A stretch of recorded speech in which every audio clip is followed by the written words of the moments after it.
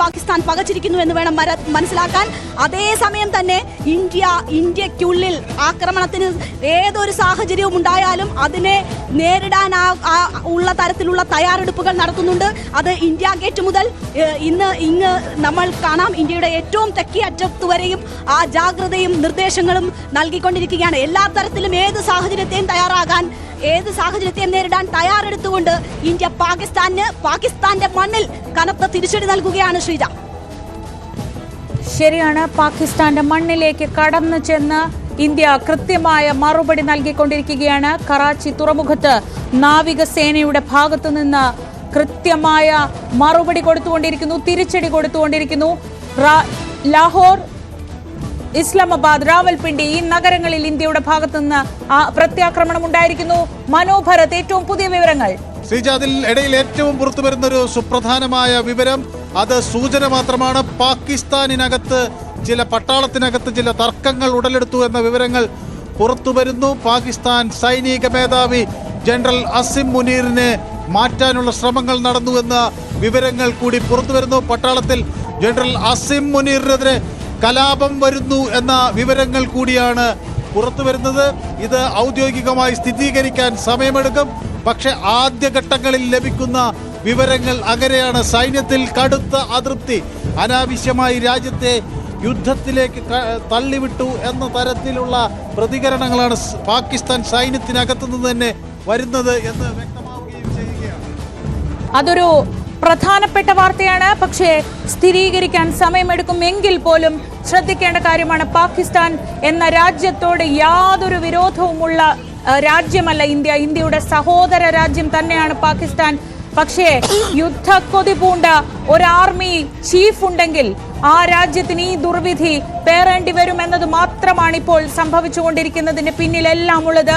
പഹൽഗാമിൽ നടത്തിയ ആക്രമണത്തിന്, പഹൽഗാമിൽ സാധാരണക്കാരെ കൊന്നൊടുക്കാൻ തോന്നിയ ആ ദുർബുദ്ധിക്ക്, ആ ആർമി ചീഫിന്റെ, സൈനിക മേധാവിയുടെ ദുർബുദ്ധിക്കുള്ള തിരിച്ചടി അല്ലെങ്കിൽ അതിനുള്ള പ്രതിഫലമാണിപ്പോൾ പാകിസ്ഥാൻ നിരന്ന് വാങ്ങിക്കൊണ്ടിരിക്കുന്നത്. അങ്ങനെയെങ്കിൽ ആ സൈനിക മേധാവിക്കെതിരെ അവിടെ പടയൊരുക്കം തുടങ്ങുമെന്ന് ഉറപ്പാണ്.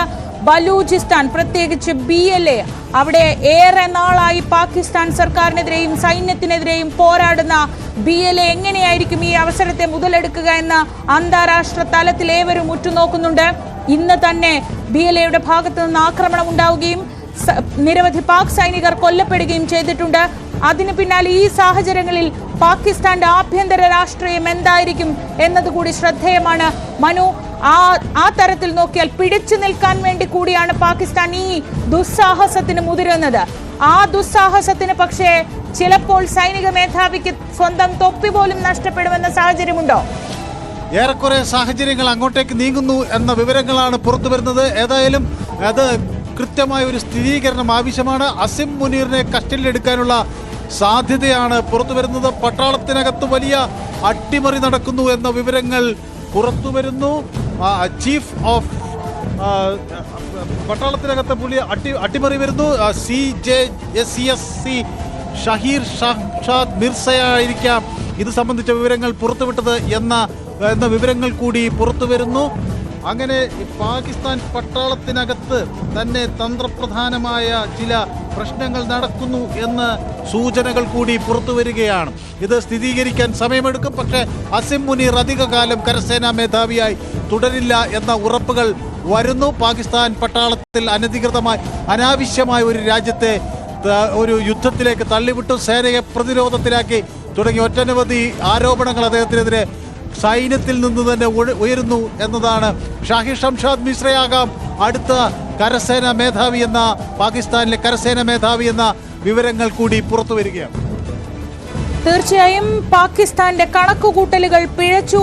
ഇന്ത്യൻ വ്യോമ സംവിധാനത്തെ അല്ലെങ്കിൽ ഇന്ത്യൻ വ്യോമ പ്രതിരോധത്തെ അങ്ങ് തകർത്തു കളയാമെന്ന പ്രതീക്ഷയോടെ ഇറങ്ങിപ്പുറപ്പെട്ട പാകിസ്ഥാൻ ആ കണക്കുകൂട്ടലുകൾ പിഴച്ചു എന്ന തരത്തിലാണ് ഇപ്പോൾ സൂചനകൾ വരുന്നത്. മനു, അത് ശരിയാണെന്ന് തോന്നുന്നു. വളരെ എളുപ്പത്തിൽ ഇന്ത്യ അങ്ങ് വിറപ്പിച്ച് കളയാമെന്ന് കരുതി തുടങ്ങിയതാണ്. പക്ഷേ ഇതിപ്പോൾ ചെറുത് കൊടുത്ത് വലുത് തിരിച്ചു വാങ്ങുന്ന ഒരു അവസ്ഥയിലേക്കല്ലേ കാര്യങ്ങൾ പോയത്? യെസ്, അത് joint chief of staff committee chairman ആയ ഷാഹിർ ഷംഷാദ് മിർസയാകാം അടുത്ത കരസേന മേധാവി എന്ന വിവരങ്ങൾ പുറത്തു വരുന്നു. അസിം മുനീർ തെറിച്ചു എന്ന് തന്നെ പറയാം. അനാവശ്യമായ ഒരു രാജ്യത്തെ പ്രകോപിപ്പിച്ച് ഇന്ത്യയിൽ നിന്ന് വേണ്ടത് വാങ്ങിക്കൂട്ടിയ അസിം മുനീറിന് തക്കതായ ശിക്ഷ പാകിസ്ഥാനിൽ നിന്ന് തന്നെ ലഭിക്കുന്നു. രാജ്യത്തിനകത്ത് വലിയ സാമ്പത്തിക പ്രതിസന്ധി രൂക്ഷമായി നിലനിൽക്കുന്ന ഘട്ടത്തിൽ ഉള്ളിൽ രാജ്യത്തിനകത്ത് പാകിസ്ഥാനകത്ത് കലാപമുയരുന്നൊരു സാഹചര്യത്തിൽ അനാവശ്യമായി പാകിസ്ഥാനെ യുദ്ധത്തിലേക്ക് തള്ളിവിട്ട അസിം മുനീറിനെതിരെ ആ നാട്ടിലെ സേന തന്നെ അട്ടിമറി ആരംഭിച്ചിരിക്കുന്നു. സേനയ്ക്കകത്ത് നിന്ന് പ്രശ്നങ്ങൾ വരുന്നു. അനാവശ്യമായ ഒരു പ്രകോപനം സൃഷ്ടിച്ച് ഇന്ത്യയിൽ നിന്ന് ആക്രമണം ഏറ്റുവാങ്ങേണ്ടി വന്ന സാഹചര്യം. ഇന്ത്യ ശക്തമായി തിരിച്ചടിക്കുന്ന ഘട്ടത്തിന്റെ ആദ്യ ദിവസം തന്നെ പാകിസ്ഥാൻ സേനയിൽ വിള്ളൽ വീണിരിക്കുന്നു എന്ന വിവരങ്ങൾ പുറത്തു വരുന്നു. INS വിക്രാന്തിൽ നിന്നുള്ള ആക്രമണം കറാച്ചി തുറമുഖത്ത് പതിച്ച ഘട്ടത്തിൽ തന്നെ പാകിസ്ഥാൻ സേനയിൽ വിള്ളൽ വീണിരിക്കുന്നു. ഇന്നത്തെ താരം ഇന്ത്യൻ താരം എന്നത് അറബിക്കടലിലെ കൊച്ചി കപ്പൽശാലയിൽ നിന്ന് നിർമ്മിച്ച INS വിക്രാന്ത് തന്നെ എന്ന് പറയാം.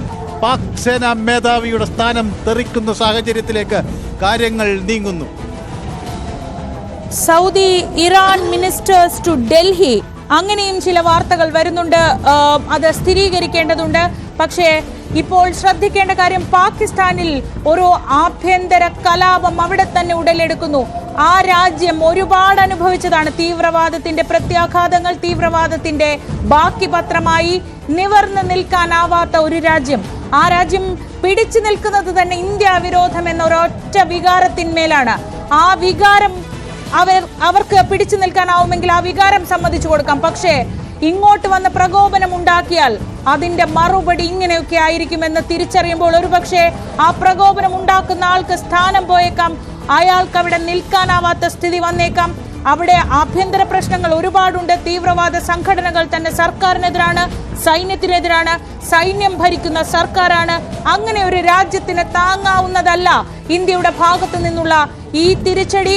അത് ഏറ്റുവാങ്ങുമ്പോൾ നട്ടെല്ല് തകർന്നു പോകുന്ന പാകിസ്ഥാനിൽ നിന്ന് ഒരു വിഭാഗം തിരിച്ച് എഴുന്നേറ്റ് നിന്ന് ഇതല്ല ഞങ്ങൾക്ക് വേണ്ടതെന്ന് പറയും എന്ന് നമുക്ക് പ്രത്യാശിക്കാം. അങ്ങനെ ഒരു തിരിച്ചറിവ് രാജ്യത്തിന് ഉണ്ടാകട്ടെ എന്ന് നമുക്ക് പ്രത്യാശിക്കാം. മനു, ഈ വാർത്ത സ്ഥിരീകരിക്കുന്ന തരത്തിൽ, അതായത് ഈ മിഥുൻ, ഈ വാർത്ത സ്ഥിരീകരിക്കുന്ന തരത്തിൽ, അതായത് അസിം മുനീറിനെതിരെ നടക്കുന്ന ഈ പടയൊരുക്കത്തിന്റെ വാർത്തകൾ അന്താരാഷ്ട്ര തലത്തിൽ വരുന്നുണ്ടോ? ഈ അഭ്യൂഹങ്ങൾക്കും അപ്പുറത്ത് അസിം മുനീറിനെതിരെ പടയൊരുക്കമെന്ന് സ്ഥിരീകരിക്കാവുന്ന വിവരങ്ങളിലേക്ക് കാര്യങ്ങൾ എത്തുന്നുണ്ടോ? ശ്രീജ, ഇപ്പോൾ നിലവിൽ അഭ്യൂഹങ്ങൾ മാത്രമാണ്. പക്ഷേ അതൊരു സ്ഥിരീകരണത്തിലേക്ക് എത്താനുള്ള സാധ്യതകൾ വളരെ കൂടുതലാണ് എന്ന് തന്നെ നമുക്ക് എടുത്തു പറയേണ്ടിയിരിക്കുന്നു. കാരണം പാകിസ്ഥാൻ കരസേനാ മേധാവിയെ മാറ്റുന്നു എന്ന തരത്തിലേക്ക് കാര്യങ്ങൾ എത്തി നിൽക്കുന്നു എന്നുള്ളതാണ്. അസിം മുനീറിനെ കസ്റ്റഡിയിലെടുത്തു എന്നുള്ള രീതിയിൽ ആദ്യം സോഷ്യൽ മീഡിയയിലാണ് ഇത്തരത്തിൽ ഒരു പ്രചരണം ഉണ്ടായത്. അതിനു പിന്നാലെ ചില വാർത്താ മാധ്യമങ്ങൾ ഇത്തരത്തിൽ കാര്യങ്ങൾ റിപ്പോർട്ട് ചെയ്യുകയും ചെയ്യുന്നു. തിരിച്ചടിയിൽ തകർന്നതോടുകൂടിയാണ് ഇത്തരത്തിൽ പാക് സേനാ നേതൃത്വം ഈ ഒരു തീരുമാനത്തിലേക്ക് എത്തിയിരിക്കുന്നത്. പരസ്പരം പഴിചാരിക്കൊണ്ട് പാക് ഉന്നതർ പോരടിക്കുന്ന കാഴ്ചയിലേക്ക് കാര്യങ്ങൾ എത്തി നിൽക്കുന്നു. അസാധാരണ സാഹചര്യത്തിൽ സഹകരിക്കണമെന്ന അഭ്യർത്ഥന അവർ മുന്നോട്ട് വെക്കുന്നു. കാരണം ഷഹീർ ഷംഷാദ് മിർസ അവിടുത്തെ കരസേനയിലെ രണ്ടാമനാണ്. വ്യക്തിപരമായ ചില അജണ്ടയ്ക്കായി രാജ്യത്തെ നാശത്തിന്റെ പാതയിലേക്ക് നയിച്ചതിനാണ് ഇത്തരത്തിൽ ജനറൽ അസിം മുനീറിനെതിരെ നീക്കാനുള്ള ഒരു തീരുമാനത്തിലേക്ക് ഇപ്പോൾ എത്തിയിരിക്കുന്നത്. പരസ്പരം പഴിചാരി പാക് ഉന്നതർ മുന്നോട്ട് പോകുന്ന കാഴ്ച. അതുകൊണ്ട് തന്നെ ഷഹബാസ് ഷെരീഫിന്റെ വസതിയിൽ നിന്ന് മാറ്റി എന്നുള്ള റിപ്പോർട്ട് നേരത്തെ വന്നിരുന്നു. ഇതിന്റെ അടിസ്ഥാനത്തിലാകാമെന്ന് നമുക്ക് ചേർത്ത് വായിക്കേണ്ടതായിട്ടുണ്ട്. എന്തായാലും നിലവിൽ ഒരു സ്ഥിരീകരണത്തിലേക്ക് എത്തിയിട്ടില്ല. എങ്കിലും പോലും തന്നെ അത് നമുക്ക് തള്ളിക്കളയാൻ പറ്റുന്ന ഒരു വാർത്തയായി കാണാൻ സാധിക്കില്ല.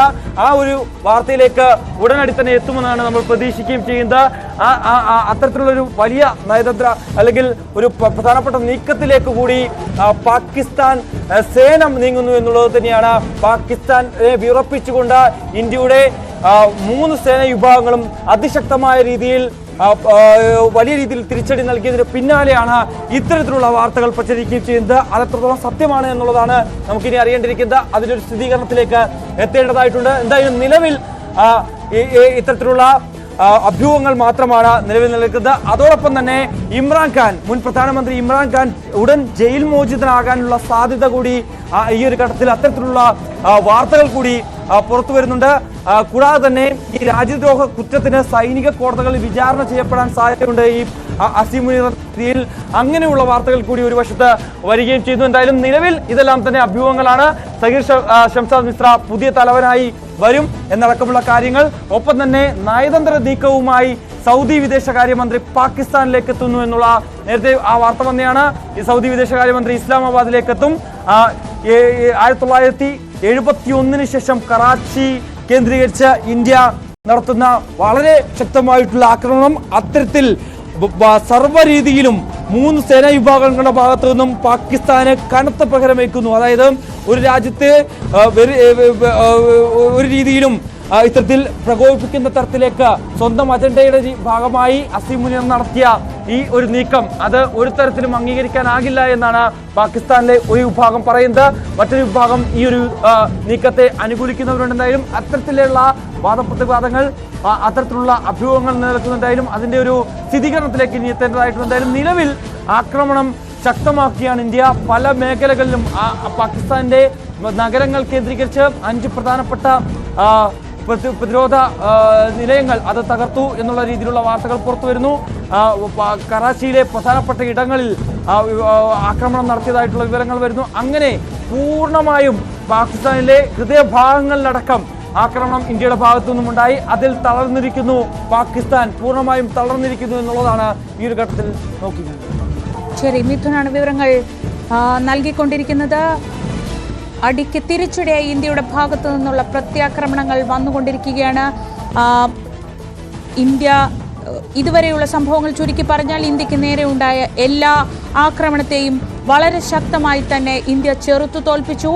ഒന്നുപോലും മണ്ണിൽ തൊടാത്ത വിധത്തിൽ ഇങ്ങോട്ടേക്ക് വന്ന ഡ്രോണിനെയും മിസൈലിനെയും ഒക്കെ ഇന്ത്യക്ക് ചെറുത്തു നിൽക്കാനായി. പാകിസ്ഥാന്റെ 3 യുദ്ധവിമാനങ്ങൾ ഇന്ത്യ വെടിവെച്ചിട്ടു എന്ന വിവരങ്ങൾ വരുന്നുണ്ട്. എന്തായാലും ഈ സമയത്ത് ചില മുന്നറിയിപ്പുകൾ കൂടി, പ്രത്യേകിച്ച് അതിർത്തി സംസ്ഥാനങ്ങളിൽ ചില മുന്നറിയിപ്പുകൾ, പ്രത്യേകിച്ച് ജലന്ധറിലൊക്കെ ജനങ്ങളോട് എല്ലാവിധ അഭ്യൂഹങ്ങളിൽ നിന്നും അകന്നു നിൽക്കാനും വീടിനകത്ത് തന്നെ സുരക്ഷിതമായിരിക്കാനും സൈനികരുടെ ഭാഗത്തു നിന്നൊക്കെ നിർദ്ദേശങ്ങൾ വരുന്നുണ്ട്. ഏറ്റവും ശ്രദ്ധിക്കേണ്ട ഒരു കാര്യം, ഇപ്പോൾ സർക്കാരിന്റെ തന്നെ നിർദ്ദേശം അനുസരിച്ച് 8000-ഓളം എക്സ് ഹാൻഡിലുകളാണ് ഇപ്പോൾ പൂട്ടിയിട്ടുള്ളത്. നമുക്ക് ചുറ്റും നിരവധി വ്യാജ വാർത്തകളുണ്ട്. അതിൽ തെറ്റിദ്ധരിക്കപ്പെടാതിരിക്കുക, ശരിയായ വാർത്തകൾ മാത്രം വിശ്വസിക്കുക. ശരിയായ വാർത്ത അത് ശരിയാണെന്ന് ഉറപ്പിച്ച ശേഷം മാത്രം പ്രചരിപ്പിക്കുക. അല്ലാതെ കയ്യിൽ കിട്ടുന്നത് എന്തും ഷെയർ ചെയ്യാനോ മറ്റുള്ളവർക്ക് അയച്ചു കൊടുക്കാനോ ഒന്നും നിൽക്കരുത്. ഇത് ഒരു വളരെ പ്രത്യേകതയുള്ള സാഹചര്യമാണ്. വളരെ പ്രധാനപ്പെട്ട യുക്തി ഉപയോഗിക്കേണ്ട ഒരു സാഹചര്യമാണ്. ഈ സമയത്ത് തെറ്റായ വാർത്തകൾ പ്രചരിപ്പിക്കാതിരിക്കാൻ ശ്രമിക്കുക, അതിൽ നിന്ന് അകന്നു നിൽക്കുക എന്ന നിർദ്ദേശമാണ് നമ്മളോട് സർക്കാരും ആവശ്യപ്പെടുന്നത്. അതുകൊണ്ട് തന്നെ എല്ലാ തെറ്റായ വാർത്തകളെയും അപ്പോൾ തന്നെ തിരുത്തുന്നുണ്ട്. അത്തരത്തിൽ വരുന്ന വാർത്തകൾ സർക്കാർ തന്നെ ഇടപെട്ട് തിരുത്തുന്നുണ്ട്. ഈ സമയത്ത് ഏറ്റവും ശ്രദ്ധിക്കേണ്ട കാര്യം, കൃത്യമായ ആധികാരികമായ സോഴ്സിൽ നിന്നുള്ള നിർദ്ദേശങ്ങൾ മാത്രം നമ്മൾ കേൾക്കുക, ആ നിർദ്ദേശങ്ങൾക്ക് മാത്രം ചെവി കൊടുക്കുക, മറ്റെല്ലാം തള്ളിക്കളയുക എന്നതാണ് പ്രധാനപ്പെട്ട കാര്യം. എന്തായാലും പാകിസ്ഥാന്റെ ഹൃദയഭാഗത്തേക്ക് ബഹാവൽപൂരിലെ ആക്രമണം കഴിഞ്ഞ ദിവസം കണ്ടതാണ്. ഇപ്പോൾ ഇന്നിതാ ഇസ്ലാമാബാദ്, റാവൽപിണ്ടി, ലാഹോർ, അങ്ങനെ പാകിസ്ഥാന്റെ ഹൃദയഭാഗത്തേക്ക്, പാകിസ്ഥാന്റെ വാണിജ്യ തലസ്ഥാനമായ കറാച്ചിയിലേക്ക് ഇന്ത്യ ആക്രമണമല്ലത് പ്രത്യാക്രമണം നടത്തിയിരിക്കുന്നു. അത് ഇന്ത്യയെ ആക്രമിച്ച് ഇന്ത്യക്ക് നേരെ പ്രകോപനം സൃഷ്ടിച്ച് ഇന്ത്യയുടെ ഭാഗത്ത് നിന്ന് ചോദിച്ചു വാങ്ങിയ ആ തിരിച്ചടി, ആ പ്രഹരമേറ്റ് തളരുന്ന പാകിസ്ഥാനെയാണ് ഇപ്പോൾ നമ്മൾ കാണുന്നത്. സംസ്ഥാനങ്ങളിൽ, അതിർത്തി സംസ്ഥാനങ്ങളിൽ, പ്രത്യേകിച്ച് പഞ്ചാബ്, രാജസ്ഥാൻ, ചണ്ഡീഗഡ് തുടങ്ങിയ സംസ്ഥാനങ്ങളിലൊക്കെ ജാഗ്രതാ നിർദ്ദേശമുണ്ട്, സുരക്ഷിതരായിരിക്കാനുള്ള നിർദ്ദേശമുണ്ട്. എന്തൊക്കെ മുൻകരുതലുകളാണ് ഇപ്പോൾ സൈന്യത്തിന്റെ ഭാഗത്തു നിന്നും പോലീസിന്റെ ഭാഗത്തു നിന്നും ഒക്കെ വരുന്നത്?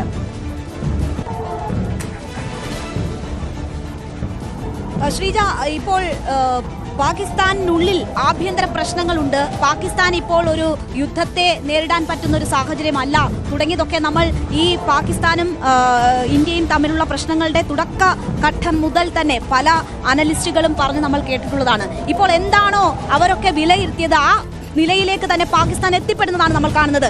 ഒരു യുദ്ധമുഖത്ത് അത് അല്ലെങ്കിൽ യുദ്ധത്തിന് സമാനമായ ഒരു മുഖത്ത് നിൽക്കുമ്പോൾ പാകിസ്ഥാന്റെ സേനാ മേധാവിയെ തന്നെ തടങ്കലിലാക്കുന്ന ഒരു സാഹചര്യം വരുന്നു എന്ന വിവരങ്ങളാണ് അവിടെ നിന്ന് വരുന്നത്. രാജ്യദ്രോഹ കുറ്റത്തിന് സേനാ മേധാവി മാറണം എന്ന തരത്തിലുള്ള ആവശ്യങ്ങൾ പാകിസ്ഥാനുള്ളിൽ സംജാതമായിരിക്കുന്നു എന്നാണ് അറിയുന്നത്. ഇങ്ങനെ ഒരു സാഹചര്യത്തിൽ എല്ലാ സേനാ വിഭാഗങ്ങളും ജാഗരൂകരായി ഒറ്റക്കെട്ടായി പോർമുഖത്ത് നിൽക്കേണ്ടുന്നിടത്താണ് പാകിസ്ഥാൻ ഇങ്ങനെ ഒരു ദുർവിധി കൂടി വന്നു ചേരുന്നത്. പക്ഷേ ആ അവസ്ഥകൾ നേരിടുമ്പോൾ പോലും ഇന്ത്യയ്ക്കുമേൽ ഇന്ത്യൻ മണ്ണിൽ കടന്നുള്ള ആക്രമണങ്ങൾക്ക് പാകിസ്ഥാൻ ഭീകരരെ ഉപയോഗിക്കുന്നു, അവർക്ക് സഹായം ചെയ്യുന്നു. ആവർത്തിച്ചുള്ള മുന്നറിയിപ്പുകൾക്ക് ശേഷവും പാകിസ്ഥാൻ ആ നടപടികൾ തുടരുന്നു എന്ന് വേണം കാണാൻ. ഇന്നലത്തെ ആക്രമണത്തിന് ഇന്ത്യ പ്രത്യാക്രമണം നടത്തി, മുന്നറിയിപ്പ് നൽകി. അതിനുശേഷവും ഇന്ന് ഇന്ത്യയെ ലക്ഷ്യം വെച്ച് അവിടെ നിന്ന് ഡ്രോണുകളും മിസൈലുകളും വന്നു. ആ സാഹചര്യത്തിലാണ് ഇന്ത്യക്ക് ഈ രീതിയിലുള്ള ഒരു കടുത്ത പ്രത്യാക്രമണത്തിലേക്ക് പോകേണ്ടുന്ന സാഹചര്യം വന്നത്. ഇപ്പോൾ എന്താണ് സാഹചര്യം? ഇന്ത്യ പറഞ്ഞു പഹൽഗാമിലെ ചോരയ്ക്ക് മറുപടി പറയിപ്പിച്ചിരിക്കും എന്നത് ഇന്ത്യ പറഞ്ഞതാണ്. ഏതറ്റം വരെയും പിന്തുടർന്ന് പിടിക്കും, സങ്കല്പിക്കാവുന്നതിലും അപ്പുറമുള്ള ശിക്ഷ നൽകും എന്നതായിരുന്നു പ്രധാനമന്ത്രി പറഞ്ഞത്. ആ പറഞ്ഞ ഇടത്തേക്ക് കാര്യങ്ങൾ എത്തുന്നു. പാകിസ്ഥാൻ സ്വപ്നം കാണാത്ത തരത്തിലുള്ള, അല്ലെങ്കിൽ അവർ സ്വപ്നത്തിൽ പോലും കാണാത്ത തരത്തിലുള്ള ഒരു പ്രത്യാക്രമണം ഇന്ത്യയുടെ ഭാഗത്തു നിന്നും ഉണ്ടാകുന്നു. ഇന്ത്യയുടെ കര, നാവിക, വ്യോമസേനകൾ ഒറ്റക്കെട്ടായിക്കൊണ്ടാണ് ഈ പോർമുഖത്തുള്ളത്. ആ സമയത്ത് തന്നെയാണ് ആഭ്യന്തര പ്രശ്നങ്ങളിൽ പാകിസ്ഥാൻ വലയുന്നത്. ഇപ്പോൾ ഏറ്റവും പുതിയ അപ്ഡേഷനുമായി മനു ഭരത് കൂടി ചേരുന്നു. മനുവിന് എന്തോ കൂട്ടിച്ചേർക്കാനോ? ഏറ്റവും ഒടുവിലായി പുറത്തുവരുന്ന വിവരം, ബലൂചിസ്ഥാനിൽ വീണ്ടും അവിടെ കലാപക്കൊടി ഉയരുന്നു എന്ന സൂചനകൾ കൂടി പുറത്തു വരികയാണ്. പാകിസ്ഥാനിൽ ആക്രമണം നടന്ന സാഹചര്യത്തിൽ ബലൂചിസ്ഥാനിൽ കലാപക്കൊടി ഉയരുന്നു എന്ന വിവരങ്ങൾ കൂടി പുറത്തു വരികയാണ്. ആഭ്യന്തര കലാപം ബലൂചിസ്ഥാനെ വിരിഞ്ഞു മുറുക്കുന്നു. പാകിസ്ഥാനകത്ത് തന്നെ സംഘർഷമുണ്ടാകുന്നു. സ്വയം ഭരണാധികാരം പ്രഖ്യാപിക്കാൻ ബലൂചിസ്ഥാൻ നടത്തുന്ന നീക്കം ശക്തമായി വരുന്നു എന്ന വിവരങ്ങൾ കൂടിയാണ് ഇപ്പോൾ ലഭ്യമാകുന്നത്. ക്വറ്റ കേന്ദ്രമായി ബലൂച്ചിന്റെ ഒരു തലസ്ഥാനം BLA, അവിടുത്തെ ബലൂച്ച് ലിബറേഷൻ ആർമി ഏറ്റെടുത്തു എന്ന വിവരങ്ങൾ പുറത്തു വരുന്നു. അങ്ങനെ പാകിസ്ഥാനകത്ത് അവർ ഒരു സ്വതന്ത്ര കേന്ദ്രം സ്ഥാപിച്ചിരിക്കുന്നു. പാകിസ്ഥാൻ സൈനിക മേധാവി അധികം വൈകാതെ മാറും, അയാൾ തടവിലാണ് എന്ന വിവരങ്ങൾ പുറത്തു വരുന്നു. Chairman of joint chiefs of staff committee Shaheer Shamshad Mirsha ആണ് അദ്ദേഹത്തോട് പാകിസ്ഥാന്റെ സൈനിക മേധാവിയോട് രാജി ആവശ്യപ്പെട്ടിരിക്കുന്നത് എന്ന വിവരങ്ങൾ പുറത്തു വരുന്നു. അങ്ങനെ ഈ അറബിക്കടലിൽ നിന്ന് ഇന്ത്യയുടെ INS വിക്രാന്ത് തൊടുത്ത പ്രഹരം കറാച്ചി തുറമുഖത്താണ് വീണതെങ്കിൽ വിള്ളൽ വീണത് പക്ഷേ പാകിസ്ഥാൻ സൈന്യത്തിനകത്താണ്. ആ രാജ്യത്തെ നടുകെ പിളർക്കുന്ന തരത്തിലേക്ക് കാര്യങ്ങൾ നീങ്ങുന്നു. ബലൂചിസ്ഥാൻ ആർമിയിൽ നിന്ന് ശക്തമായ പ്രഹരം പാകിസ്ഥാന് ലഭിക്കുന്നു. ആ പ്രദേശം അവരുടെ സ്വതന്ത്രം പ്രഖ്യാപിച്ചുകൊണ്ട് ക്വറ്റ ഉൾപ്പെടെയുള്ള കേന്ദ്രങ്ങൾ ബലൂച്ച് ലിബറേഷൻ ആർമി പിടിച്ചെടുത്തതിന്റെ വിവരങ്ങൾ പുറത്തു വരുന്നു. ഇതൊക്കെ അല്പസമയത്തിനകം കുറെ കൂടി വ്യക്തമായ സ്ഥിരീകരണങ്ങൾ നമുക്ക് ഇത് സംബന്ധിച്ച് നൽകാൻ കഴിയും. ഒരു ആഭ്യന്തര കലാപം കൂടി താങ്ങാനുള്ള കെൽപ്പ് പാകിസ്ഥാനുണ്ടോ അറിയില്ല. പക്ഷേ ഇപ്പോൾ വരുന്ന വിവരങ്ങൾ ആ തരത്തിലാണ്. ഒരു ആഭ്യന്തര കലാപം കൂടി അവിടെ ഉണ്ടാകാൻ പോകുന്നു. ഇപ്പോൾ ഈ ചോദിച്ചു വാങ്ങിയ ഈ തിരിച്ചടി അത് പാകിസ്ഥാൻ എന്ന ദുർബല രാജ്യത്തിന്, പാകിസ്ഥാൻ നിരവധി പ്രശ്നങ്ങൾ കൊണ്ട് അല്ലാതെ തന്നെ വലയുകയാണ്. ആ പാകിസ്ഥാന് താങ്ങാവുന്നതല്ല ഇപ്പോൾ തിരിച്ചടി. ഇനിയൊരു പ്രകോപനം ഉണ്ടായാൽ അത് എവിടം വരെ പോകും എന്ന് പറയാൻ പോലും കഴിയില്ല. ഇപ്പോൾ അത് ഇസ്ലാമാബാദിൽ, പാകിസ്ഥാന്റെ തലസ്ഥാനമായ ഇസ്ലാമാബാദിലേക്ക് എത്തി, ലാഹോറിലേക്ക് എത്തി, റാവൽപിണ്ടിയിലേക്ക് എത്തി, കറാച്ചിയിലും എത്തി. അങ്ങനെയെങ്കിൽ ഇനി അത് എവിടെ ഇന്ത്യ ഉദ്ദേശിക്കുന്നു അവിടെ വരെ എത്തിക്കാൻ കഴിയുമെന്ന് തെളിയിച്ചു കഴിഞ്ഞിരിക്കുന്നു ഇന്ത്യ.